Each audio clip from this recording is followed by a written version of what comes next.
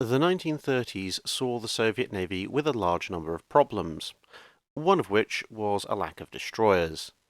The bulk of their existing destroyer fleet were obsolete units built either before or in the early years of World War I before the Communist Revolution. They had a grand total of 7 modern destroyers, 6 Leningrad class and 1 Tashkent, all of which were modelled on the French concept of very large, very fast destroyers, but none of which had proven especially successful or easy to build. So, as part of the second 5-year plan, they aimed to construct a large fleet of smaller and cheaper destroyers, although they still liked the idea of heavily armed high-speed units. As a result, they would work with fascist Italy on designing a modification of a destroyer class that was already in service with the Italian Navy. This might seem a bit strange, since the far-right Italian government and the far-left Russian government were quite possibly the most opposite forms of government you could imagine, but the Italians were never going to let a small thing like political ideology get in the way of a good arms deal, and the Russians, well, as far as they were concerned, if the bourgeoisie wanted to hand the people the method to destroy them, they were more than happy to cooperate with that. This initially led to the production of the Project 7 or Gnevny class destroyers, but towards the end of their production run, an incident off the coast of Spain during the Spanish Civil War saw a design change ordered by Stalin. This was a British destroyer hitting a mine and becoming stopped due to flooding and damage to its machinery space. And that's space singular. On a small ship, somewhat understandable. However, Stalin didn't like this idea, so he ordered the design to be revised, with the machinery redistributed into several distinct units. The idea being that flooding or damage to one compartment wouldn't necessarily render the destroyer completely powerless. The Gnevnys were already a marginally stable and somewhat overloaded design, and this additional change would mean even more cramped accommodation, a heavier ship, and a shorter range. But when your options were that or Gulag, well, you did what the Comrade Stalin asked.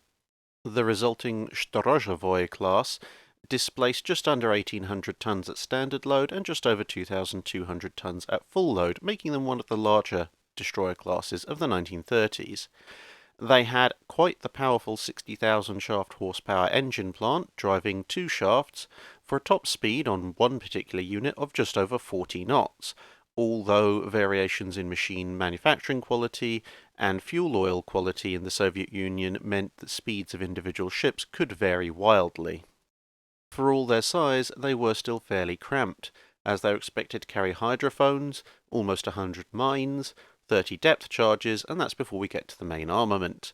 The main armament itself being 4 single 130mm or 5.1-inch guns, with a secondary battery consisting of 2 single 3-inch anti-aircraft guns, 3 single 45mm anti-aircraft guns, and 4 single 50-caliber machine guns. Extra anti-shipping firepower was provided in the shape of 2 triple torpedo launchers. The main armament was mounted, as it was in most destroyers, with a pair of single superfiring turrets forward and a pair aft. The main guns followed standard Soviet naval doctrine for the time, which called for long barrel weapons, these were 50 caliber, which could therefore achieve a very high muzzle velocity, but as a result were not exactly the best suited for anti-aircraft work. As with a number of other Soviet high-velocity naval guns at the time, they did suffer significant problems with barrel erosion, although it's not clear whether this was a result of an extremely large powder charge, poor manufacturing quality in the steel for the guns, or a combination of both. Amusingly, the ship's torpedoes came in 2 flavours, but the only difference that I can discern is that one of them had a 100-kilogram warhead and the other had a 300-kilogram warhead, so you might as well have just put Little Boom and Very Big Boom on the side. 18 ships would be produced between 1936 and 1942, coming into service from 1940, and would later be equipped with further sonar and radar systems supplied by the Western Allies, which made their stability, which was already somewhat questionable, a rather interesting prospect, especially if you're operating further north in icy conditions. The lead ship of the class, the Storozhevoy herself, had a rather interesting career, being commissioned into the Soviet Navy only a week before the start of the German invasion, which meant that she went straight into action. Initially tasked with laying defensive minefields, she and a bunch of other destroyers were ambushed by German E-boats, resulting in a torpedo strike to her bow. As with a number of other destroyers and cruisers of various navies in World War II, the explosion blew the bow off completely, and it pretty much sank immediately. However, the rest of the ship, from the superstructure back, remained afloat, and the ship was, or what was left of it, was towed back to the shipyards. What was left of the ship eventually ended up in Leningrad, which was then promptly besieged by the German army.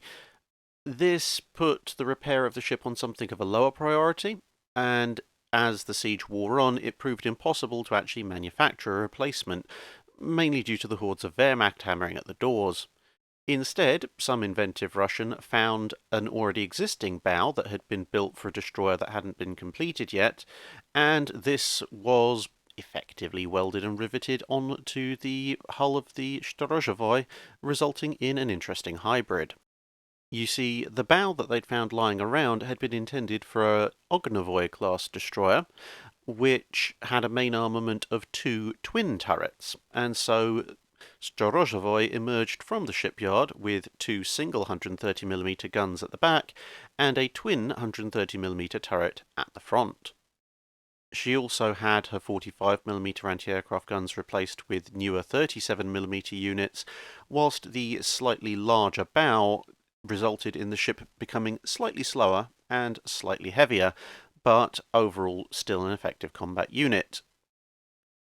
The majority of the class would serve in the Baltic Fleet, with some units being constructed for the Black Sea Fleet, and would remain in service for a surprising time after the Second World War, gradually being taken out of service in the late 1950s and early 1960s. That's it for this video. Thanks for watching. If you have a comment or suggestion for a ship to review, let us know in the comments below. Don't forget to comment on the pinned post for dry dock questions.